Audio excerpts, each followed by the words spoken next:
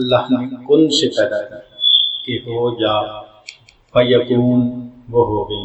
انما امرہ اذا اراد شیئا ان یقول له کن۔ اللہ رب العزت کی عظمت کو اندازہ لگائیے کہ کسی چیز کا میٹیریل بھی نہیں ہے، کسی چیز کی پلاننگ بھی نہیں ہے، فقط اللہ نے ارادہ فرمایا تو را میٹیریل بھی بن گیا، اور جو ارادہ تھا اللہ کا اس کے مطابق وہ چیز آنن وجود میں بھی آ گیا۔ وہ کتنی عظمتوں والے پروردگار ہے۔ چنانچہ عرش، کرسی، لوح، قلم، جنت، جہنم، فرشتے، یہ سب کن سے پیدا ہے۔ اللہ اب ذرا غور کیجیے کہ جو چیز اللہ نے بنائی وہ یہ نہیں تھا کہ بس مٹی کا تودا تھا جو وجود میں آ گیا، نہیں، جنت اتنی خوبصورت اور کوالٹی کے حساب سے اتنی اعلیٰ کہ ہماری سوچ سے باہر ہے۔ کوئی انسان جتنا بھی خوبصورت جنت کے بارے میں سوچے وہ کبھی بھی جنت کے بارے میں سوچے مالا عین رأت، کسی آنکھ نے وہ خوبصورتی دیکھی نہیں، ولا اذن سمعت، کسی کان نے اس کی خوبصورتی کا تذکرہ کبھی سنا نہیں،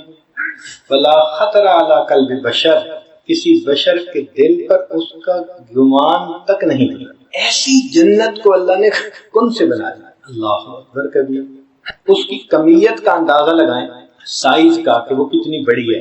حدیث پاک میں آتا ہے نبی اسلام نے ارشاد فرمایا کہ میں اس جنتی کو دیکھ رہا ہوں جو سب سے آخر پہ جہنم سے نکل کر جنت میں جائے گا، لاسٹ ون جہنم میں جل رہا ہوگا، پھر اللہ تعالیٰ اس کو جہنم سے نکال کے جہنم کے کنارے کھڑا کر دیں گے۔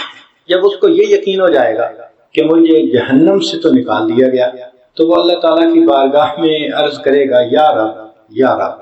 اللہ تعالیٰ فرمائیں گے کیا چاہتے ہو؟ کہے گا اللہ مجھے اس جگہ سے تھوڑا فاصلے پہ کر دیجئے، لا اسمع حسیسها ولا ارى اهلها، نہ میں جہنمیوں کو دیکھنا چاہتا ہوں نہ ان کے چیخ و پکار کو میں سننا چاہتا ہوں، مجھے اتنا دور کر دیں کہ مجھے نہ یہ منظر نظر آئے نہ آواز۔ اللہ تعالیٰ اس کو دور کر دیں گے۔ فرشتہ آئے گا، اس کو ایک تالاب پر لے جائے گا اور کہے گا اغتسل فی ھذا الغدیر، اس تالاب کے اندر نہا لو۔ وہ ایسا پانی ہوگا کہ جب اس میں وہ نہلائے گا تو اس کے جتنے زخم ہوگے وہ ختم، جو سیاہی ہوگی جل جل کے وہ بھی ختم، اور انتہائی خوبصورت جسم والا وہ انسان بن جائے گا۔ پھر وہ وہیں کھڑا ہوگا، اس کو دور سے جنت کا منظر نظر آئیں گے تو دل میں خواہش اٹھے گی، تو کہے گا یا رب یا رب یا رب۔ اللہ تعالیٰ تو دلوں کے بھید جاننے والے ہیں۔ وہ فرشتے کو فرمائیں گے بھائی جاؤ پوچھو کیا کہتے ہیں، تو جب فرشتہ پوچھے گا تو وہ کہے گا بس وہ جو منظر دور سے نظر آ رہے ہیں نا، بس تھوڑا قریب سے نظر آئیں۔ چنانچہ اللہ تعالیٰ اس کو جنت کے اتنا قریب کر دیں گے۔ اب جب وہ وہاں جائے گا تو اس کو جنت کی ٹھنڈی ہواؤں کے جھونکے آئیں گے، معطر ہوا کے، اب رہا نہیں جائے گا، پھر کہنے لگے گا یا رب یا رب یا رب۔ اللہ تعالیٰ فرشتوں کو فرمائیں گے میں جانتا ہوں جو اس کے دل میں ہے، تم ذرا پوچھو جا کے کہتا کیا ہے۔ یا اللہ بس اتنا دور سے ہوں، جنت کا دروازہ دیکھ رہا ہوں، ذرا قریب کر دیجئے۔ تو فرشتہ اس کو جنت کے دروازے کے قریب کر دے گا۔ اب وہاں پر اس کو جنت اور زیادہ واضح نظر آئے گی، معطر ٹھنڈی ہوائیں آئیں گی، تو پھر وہ کہنا شروع کرے گا یا رب یا رب یا رب۔ تو پھر فرشتہ پوچھے گا بھئی اب کیا چاہتے ہو؟ کہے گا بس میں اور کچھ نہیں کہتا، چونکہ 3-4 دفعہ پہلے کہہ چکا ہوگا نا، کہے گا بس میں کچھ نہیں کہتا، بس یا رب یا رب یا رب۔ تو اللہ تعالیٰ فرمائیں گے کہ مجھے معلوم ہے کہ تیرے من میں کیا ہے۔ تو فرشتے کو اللہ حکم فرمائیں گے کہ اس بندے کو جنت کے اندر داخل کر دو۔ اب یہ بندہ جب جنت میں جائے گا تو ایسی جنت کو دیکھے گا کہ جو اس کے وہم و گمان میں بھی نہیں ہوگی، تو یہ حیران ہو جائے گا، تو پوچھے گا کہ یا اللہ یہ کس کی جگہ ہے؟ تو اللہ فرمائیں گے کہ جتنی بڑی دنیا تم نے دیکھی تھی یہ اس سے 10 گنا بڑی جنت ہے اور یہ تمہارے لیے ہے۔ تو غور کریں کہ جب آخری جنت کو پوری دنیا سے 10 گنا بڑی جنت ملے گی تو پھر اس سے جو اونچے ہوں گے، جو اولیاء ہوں گے، جو صحابہ ہوں گے، انبیاء ہوں گے اور سید الانبیاء، ان کی جنتوں کے کیا ہے۔ اتنی تو جنت کی جسامت ہے، پھر جنت کی جو کوالٹی ہے اس کی تو بات ہی کیا کرنی۔ یوں سمجھ لیں کہ ہر بندے کو چھوٹی سی خدائی مل جائے گی ہر بندے کو. اللہ تعالیٰ کا حکم ہوگا وَلَكُمْ فِيهَا مَا تَشْتَهِي أَنفُسُكُمْ، جو تمہارا جی چاہے گا وہ ہو جائے گا. تو گویا اللہ تعالیٰ نے اس کو عدلے کا بدلہ دیا. کیسا کہ دنیا میں اس نے اپنی مرضی کو چھوڑا، رب کی مرضی پہ عمل کیا، اللہ کی مرضی کو پورا کیا. تو جب اللہ کی مرضی کو اس نے دنیا میں پورا کیا تو پروردگار عالم جنت میں اس کی مرضی کو پورا فرمائے. تم دنیا میں میری مرضی پوری کرتے تھے نا، تم گناہوں سے رکتے تھے، تم برائیوں سے رکتے تھے اور تم میری مرضی پر عمل کرتے تھے. اچھا، دنیا میں تم نے میری مرضی پر عمل کیا، آج میں تمہیں موقع دیتا ہوں جو تمہاری مرضی ہوگی وہ پوری ہو جائے گا. اب بتائیں وہ کیسی جنت ہوگی کہ بندے کے دل میں ایک خواہش پیدا ہوگی اور وہ پوری ہو جائے گی. یعنی عورتیں سوچیں گی اپنے بارے میں کہ میرا حسن ایسا ہو اور ان کو وہ مل جائے گا. آنکھیں ایسی ہوں، ناک ایسا ہو، سار ایسے ہوں، چہرہ ایسا ہو، کپڑے ایسے ہوں. سبحان اللہ، جو سوچیں گے وہ اسی وقت ہو جائے گا. تو اس کا مطلب کہ ہر جنتی کو ایک چھوٹی سی خدائی مل جائے گی. جنتی بڑے خوش ہوں گے. اور وہاں کی چیزوں کی کوالٹی ایسی کہ مثال دے کے سمجھایا.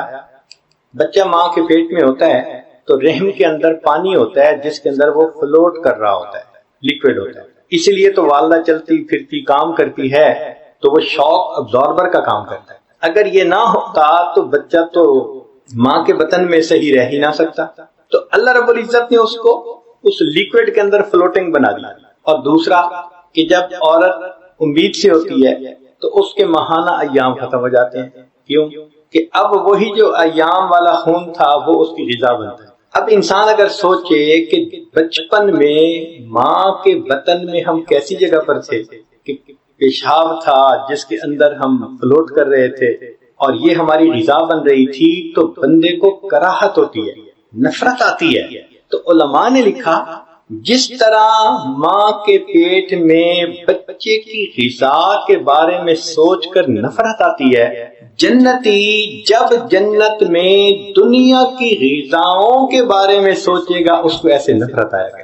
اب آج یہ مرغ ہے، یہ بریانیاں ہیں، یہ میکڈونلڈ کے کھانے ہیں، یہ سوپ ہے، یہ فلاں ہے، یہ چائنیز ڈشیں ہیں، ہم کتنا انجوائے کرتے ہیں. مگر جنت کے کھانے کیا ہوں گے کہ اس جگہ پر بندہ جب دنیا کے کھانوں کے بارے میں سوچے گا تو ایسے کراہت ہوگی، اوہو ہم دنیا میں یہ کھاتے پھرے. تو ایسی کوانٹٹی اور ایسی کوالٹی. اور یہ پیدا کیسے ہوئی؟ فقط کن سے پیدا ہوگی.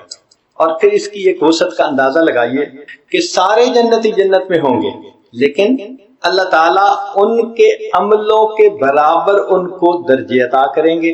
وَلِكُلٍّ دَرَجَاتٌ مِّمَّا عَمِلُوا، ہر بندے کو اس کے عمل کے برابر درجہ ملے گا. اور یہ درجے کی اکاؤنٹیبلٹی اتنی مائنیوٹ ہوگی کہ روایت میں آتا ہے کہ دو بندوں کی زندگی کے اعمال بالکل ایک جیسے ہوں گے اور ان میں ایک نے ایک مرتبہ سبحان اللہ زیادہ کہا ہوگا تو زیادہ کہنے والے کا درجہ اونچا ہوگا بنسبت دوسرے کے. ایک مرتبہ سبحان اللہ کا ڈیفرنس بھی وہاں فیل ہو سکے گا. اس لیے حدیث پاک میں ہے کہ لن يتحسر اہل الجنہ، اہل جنت کو کسی بات پہ حسرت نہیں ہوگی سوائے دنیا میں گزرے ہوئے ان لمحات کے جو انہوں نے اللہ کی یاد کے بغیر گزارے، کہ کاش اس میں بھی ہم اگر اللہ کو یاد کر لیتے تو آج ہمارے درجے کتنے بڑے ہوتے. آج ہم سبحان اللہ کو معمولی سا عمل سمجھتے ہیں اور چاہیں تو ایک دن میں ہزاروں مرتبہ سبحان اللہ پڑھ سکتے ہیں، مگر نہیں پڑھتے، وقت ضائع ہوتا ہے. ایک دفعہ سبحان اللہ کا فرق بھی جنتی کے درجے کو نیچے سے اوپر کر دے گا. اور پھر سب سے بڑی بات دیکھیے، اللہ تعالیٰ جنتیوں سے پوچھیں گے کہ کیا تم سب مجھ سے راضی ہو، تمہیں کچھ اور چاہیے؟ وہ کہیں گے کچھ نہیں چاہیے. تو جب وہ کہیں گے کچھ نہیں چاہیے تو پھر اللہ تعالیٰ بالآخر فرمائیں گے اچھا میں تم سے راضی، آج کے بعد میں تم سے کبھی بھی ناراض نہیں ہوں گا. یہ خوشخبری سن کر جنتیوں کو جتنی خوشی ہوگی وہ جنت کی چیزوں کی لذتوں سے بھی زیادہ ہوگا کہ ہمارا رب ہم سے راضی، اب وہ کبھی ناراض۔ یہ جنت جو اتنی تفاصیل اپنے اندر رکھتی ہے، یہ کیسے پیدا ہوئی؟ کن سے۔ اللہ تیری عظمتوں پہ قربان جائیں، تیری خالقیت کے اوپر قربان جائیں کہ کن سے آپ نے ایسی چیز بنا دی۔ ایک دوسرا طریقہ مخلوق کو بنانے کا وہ ہے تدریجن بنانا۔ کیسے؟ آپ نے بیج ڈال دیا زمین میں تو وہ اگنا شروع ہوا، پھر پہلے پودا بنا، پھر پتے لگے، پھول لگے، پھر پھل لگے، پھر درخت بنتے اس کو 20-30 سال گزر جاتے ہیں۔ وہ 20-30 سال کے بعد بھرپور درخت نظر آتا ہے۔ درختوں کی عمریں تو بہت ہوتی ہیں، چنانچہ سائیکیڈ ایک درخت ہے، وہ 1000 سال کے اندر 1 میٹر اونچا ہوتا ہے۔ 1000 سال کے اندر 1 میٹر اونچا ہوتا ہے، اور دنیا میں ایسے درخت ہیں جو 10-10 میٹر جو ہے وہ اونچے ہیں، سائیکیڈ کے درخت، صدیوں پرانے درخت۔ تو ان کو اللہ تعالیٰ نے تدریجن پیدا کیا۔ اسی طرح انسان کی مثال کہ جب ماں کو امید لگتی ہے تو بچے کے پیدا ہونے میں 10 مہینے کا وقفہ ہوتا ہے۔ اس دوران اللہ تعالیٰ بچے کا جسم بنا دیتے ہیں اور پھر اس کی ولادت ہوتی ہے، مگر ولادت ہونے کے ساتھ ہی وہ کوئی کھانا نہیں کھانے لگ جاتا، دوڑنے نہیں لگ جاتا، وہ بچہ ہی ہوتا ہے۔ پھر اس کو جوان ہونے میں مزید 15 سال چاہیے، 15 سال کے بعد وہ جوان ہوتا ہے۔ تو یہ تدریجن جو سلسلہ ہے اس کو عالم خلق کہتے ہیں۔ چنانچہ عرش کے نیچے جو کچھ ہم دیکھتے ہیں، یہ زمین، یہ آسمان، چاند ستارے، حیوانات، پرندے، خشکی کی مخلوق، تری کی مخلوق، یہ ساری کی ساری مخلوق یہ اللہ تعالیٰ نے تدریجن پیدا کیا۔ اس لیے فرمایا خلق الارض فی یومین، زمین کو 2 دن میں پیدا کیا، ثم استوى الی السماء، پھر اللہ آسمان کی طرف متوجہ ہوئے، وہی دخان، اور یہ اس وقت دخان تھا۔ پھر اللہ تعالیٰ نے 6 دن میں زمین و آسمان کو مکمل کیا، یعنی زمین کے بنانے میں 2 دن اور زمین کے اندر انسانوں کی غذائیت کو رکھنے میں 4 دن لگے۔ وبارک فیہا فی 4 ایام۔ اللہ، کیا قدرت کی مہربانیاں ہیں کہ زمین کے اندر انسان کی ضروریات کو رکھنے میں 4 دن لگے۔ اب وہ دن 24 گھنٹے کے ایسے تو نہیں تھے جیسے آج ہمارے ہاں، اللہ کے ہاں تو اسکیل کچھ اور ہی ہے۔ بہرحال 6 دن میں زمین کی پیدائش مکمل ہو گئی، اور اللہ کی شان دیکھو، آدم علیہ السلام سے لے کے آج تک millions and billions and trillions of لوگوں نے اسی زمین سے غذائیں حاصل کی، اور اللہ کی جو رکھی ہوئی برکت ہے آج تک اس میں کمی تو نہیں آئی۔ تو ایک عالم امر اور ایک عالم خلق۔ اس لیے اللہ تعالیٰ قرآن مجید میں فرماتے ہیں الا لہ الخلق والامر تبارک اللہ احسن الخالق، کہ امر بھی اسی کا اور خلق بھی اسی کی، برکت والا ہے وہ پروردگار جس نے اتنا اچھا مخلوق کو پیدا کر۔ اب ہم اگر انسان پر غور کریں تو انسان ان دونوں عالم کا مجموعہ ہے۔ انسان کا ایک جسم ہوتا ہے، ایک اس میں روح ہوتی ہے۔ جسم عالم خلق سے اور روح عالم امر سے۔ انما امرہ یسألونک عن الروح قل الروح من امر ربی، کہہ دیجئے کہ روح تو میرے رب کا امر ہے۔ تو روح عالم امر سے آئی اور جسم عالم خلق کا۔ تو دیکھیں انسان مجموعہ بن گیا، عالم امر اور عالم خلق کا دونوں۔ اب اگلی بات کہ جو چیز جہاں سے بنی اس کی غذا بھی وہیں سے۔ مثلا جسم اس کائنات سے بنا، عالم خلق سے، سمجھے مٹی سے بنا، اس کی ساری ضروریات مٹی سے پوری ہوتی، پانی مٹی سے نکلتا ہے، روٹی کی فصل زمین سے، چاول کی فصل زمین سے، لباس کے لیے کاٹن کی فصل زمین سے، گھر بنانے کے لیے جو میٹیریل استعمال ہوتا ہے ماربل سمیت وہ سب کا سب زمین سے، جو انسان پھل کھاتا ہے، سبزیاں کھاتا ہے، سب زمین سے، سونا چاندی، انسان کی ضرورت کی ہر چیز زمین سے نکلتی ہے، یہ بدن کی ضرورت۔ تو اللہ تعالیٰ نے جہاں سے جسم کو بنایا اس کی ضروریات کو بھی اللہ تعالیٰ نے وہیں رکھ دیا۔ اور روح کس سے بنا؟ عالم امر سے۔ تو روح کی غذا وہ بھی عالم امر سے آتی ہے، عرش کے اوپر سے، اور وہ کیا چیز ہے؟ وہ نور ہے۔ بدن کو کھانے پینے کی ضرورت ہوتی ہے، روح کو اللہ تعالیٰ کی طرف سے آنے والے انوار و برکات کی ضرورت ہوتی ہے۔ یہ جسم کی غذا، وہ روح کی غذا۔ آج کے دور کی ایک بڑی غلط فہمی یہ ہے کہ ہم 24 گھنٹے جسم کی غذا کمانے اور کھانے میں مصروف رہتے ہیں اور روح کی غذا کی طرف سے ہم کوتاہی کرتے ہیں، اگنور کرتے ہیں۔ آپ اگر گھر کے اندر ایک پودا لگائیں اور پانی دینا بھول جائیں تو کچھ دنوں کے بعد کیا ہوگا؟ مر جائے گا وہ پودا کمزور ہو کے۔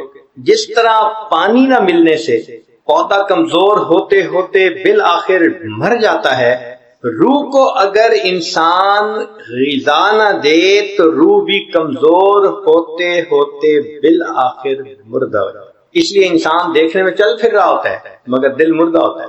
غذا جو نہیں دی، کبھی دھیان ہی نہیں دیا کہ غذا کیسی۔ جب انسان کی روح کمزور ہو جاتی ہے تو اس کے اوپر نفسانیت غالب آ جاتی ہے۔ نفسانیت غالب آنے کا نتیجہ کیا ہوتا ہے کہ اعمال کرنے دشوار ہو جاتا ہے۔ بندے کو بخار ہو جائے اور آپ اس کو کہیں کہ جناب یہ ذرا 20 کلو کا وزن سر پہ اٹھا کے فلاں جگہ پہنچاؤ، کہے گا بھائی مجھ سے تو نہیں پہنچائے جاتے، میں تو اٹھ کے بیٹھ نہیں سکتا۔ جس طرح جسمانی بیمار انسان بوجھ نہیں اٹھا سکتا، کام نہیں کر سکتا، اسی طرح جو روحانی بیمار ہو سکتا ہے وہ نیک اعمال نہیں کر سکتا۔ اور اس کے دلیل قرآن عظیم الشان میں سے اللہ تعالیٰ فرماتے ہیں نماز کے بارے میں وَإِنَّهَا لَكَبِيرَةٌ إِلَّا عَلَى الْخَاشِعِينَ، کہ سوائے خاشعین کہ یہ نماز بھاری ہوتی ہے، بوجھ ہوتا ہے اس کا پڑھنا۔ کتنے لوگ ہیں جو صبح وقت کہتے ہیں جی فجر میں اٹھنا بڑا مشکل، کس قدر تجھ پہ گراں صبح کی بیداری ہے، ہم سے کب پیار ہے، ہاں نیند تمہیں پیاری۔ ایسے بندے کے لیے نگاہ کا پرہیز مشکل، سچ بولنا مشکل، نمازیں پڑھنا مشکل، تلاوت کرنا مشکل، ہر اچھا کام کرنا اس کے لیے مشکل ہوتا ہے۔ یہ اس بات کی دلیل کہ یہ انسان روحانی طور پر بیمار ہے۔ اور ایسے لوگ پھر دین سے بیزار ہوتے ہیں، لکھے پڑھے ہوں گے، بڑا مطالعہ ہوگا مگر دین سے بیزار، دین ان کو پابندیاں نظر آتی ہیں اور دین ان کو سخت نظر آتا ہے اور مشکل نظر آتا ہے۔ کس وجہ سے؟ روح جو بیمار ہے۔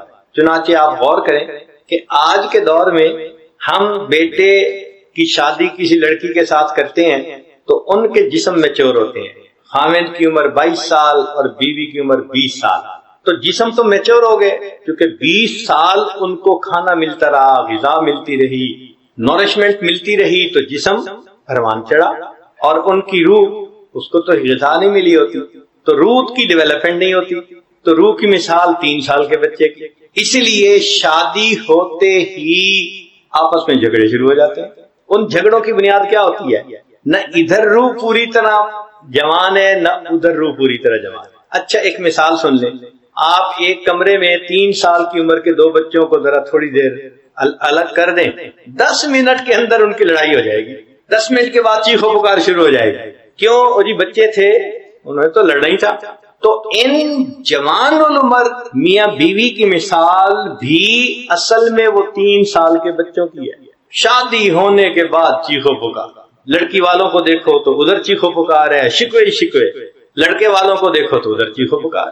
تو ہم نے اپنی روح کو غذا نہیں پہنچائی ہوئی۔ آج ہم 10 گھنٹے کاروبار میں دیتے ہیں تو اس کا مطلب ہے جسم کی غذا کے لیے فکر مند ہے۔ ہم اپنی روح کی غذا کے لیے کتنا وقت نکالتے ہیں؟ آپ غور کریں، ہمیں دن میں کبھی یہ خیال آتا ہے کہ نہیں ہمیں روح کو بھی کچھ غذا دینی ہے؟ شاید ہم اس کو ضرورت ہی نہیں سمجھتے۔ تو جب ضرورت ہی نہیں سمجھتے تو روح پرورش کیسے پائے گی، کیسے مضبوط ہوگی، کیسے توانا ہوگی؟ چنانچہ روح کی غذا کے لیے ہمارے مشائخ نے کچھ اعمال بتائے۔ وہ چاہتے ہیں کہ اگر آپ ان چیزوں کو استعمال کریں گے تو آپ کی روح کو غذا ملے گی۔ سب سے پہلے درود شریف پڑھنا۔ یہ روح کی غذا کیسے؟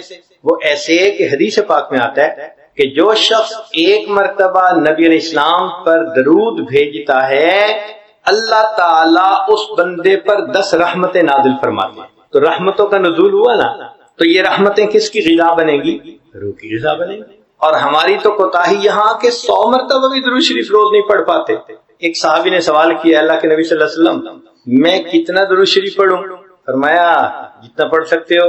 اللہ کے نبی صلی اللہ علیہ وسلم میں 1/4 پڑھوں گا، زیادہ پڑھو گے تو تمہارا اور فائدہ ہوگا۔ اچھا اللہ کے نبی صلی اللہ علیہ وسلم میں اپنا آدھا وقت درود شریف پڑھوں گا۔ نبی علیہ السلام نے فرمایا زیادہ پڑھو گے تو تمہیں زیادہ فائدہ ہوگا۔ اللہ کے نبی صلی اللہ علیہ وسلم میں 3/4 درود شریف ہی پڑھوں گا ٹائم، فرمایا زیادہ پڑھو گے تو زیادہ فائدہ۔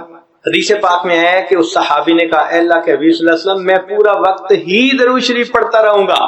نبی اسلام نے فرمایا اچھا اگر تم ایسا کرو گے اللہ تمہارے گناہوں کو معاف کر دیں گے، تمہارے کاموں کو سنوار دیں گے۔ اگر تم ہر وقت درود شریف پڑھتے رہو تو اللہ تمہارے گناہوں کو مٹا دیں گے اور تمہارے کاموں کو اللہ سنوار دیں گے۔ حضرت علی رضی اللہ عنہ فرمایا کرتے تھے کہ اگر اللہ تعالیٰ نے اور اس کے رسول صلی اللہ علیہ وسلم نے تسبیح، تحمید، تکبیر، تحلیل ان کی فضیلتیں نہ بتائی ہوئی ہوتی تو میں سارا وقت نبی علیہ السلام پر درود شریف پڑھتا رہتا، کیونکہ ان کی بھی فضیلتیں بتائی گئی ہیں۔ اس لیے لا الہ الا اللہ پڑھنا، سبحان اللہ پڑھنا، الحمدللہ، اللہ اکبر، اس لیے میں ادھر بھی ٹائم دیتا ہوں۔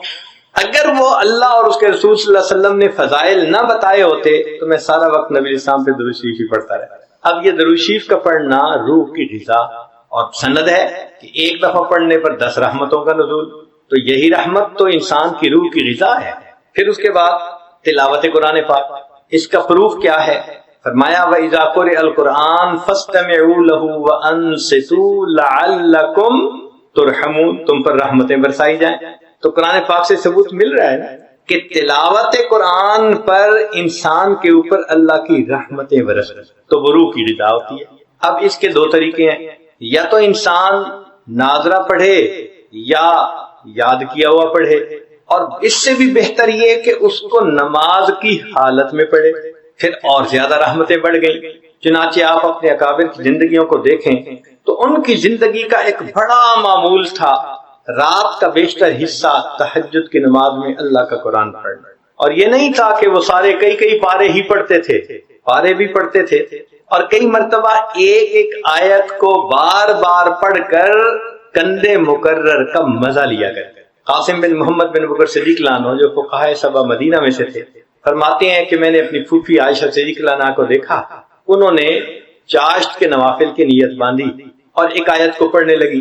میں کافی دیر بیٹھا رہا، جب میں نے دیکھا ٹائم لگ رہا ہے تو میں نے سوچا میں بازار جاتا ہوں، فلاں کام کر کے آتا ہوں۔ فرماتے ہیں میں بازار بھی گیا، کام بھی سمیٹا، جب واپس گھر آیا تو میں نے دیکھا اسی جگہ پر وہ کھڑی اسی آیت کو بار بار پڑھ رہی۔ اتنی دیر ایک ایک آیت کی تلاوت ہوتی تھی جس پر گھنٹوں گزر جاتے، اور نبی علیہ الصلوۃ والسلام بھی اتنا قرآن پڑھتے تھے تہجد میں حتی یتورمت قدما، قدم مین مبارک کے اوپر ورم آ جاتا تھا۔ صدیق اکبر عنہ، ان کا تو قرآن مجید کے ساتھ عشق معروف ہے، پڑھتے تھے ہر وقت قرآن، آنکھوں میں آنسو ہوتے تھے، خود بھی روتے تھے، دوسروں کو بھی رلاتا۔ اور عمر رضی اللہ تعالیٰ عنہ سبحان اللہ تو فجر کی نماز میں تلاوت کرتے تھے تو رونے کی آوازیں چوتھی صف میں جایا کرتی تھی۔ سیدنا امام اعظم ابو حنیفہ رحمۃ اللہ علیہ کے بارے میں لکھا ہے کہ 40 سال عشاء کے وضو سے فجر کی نماز کا معمول رہا۔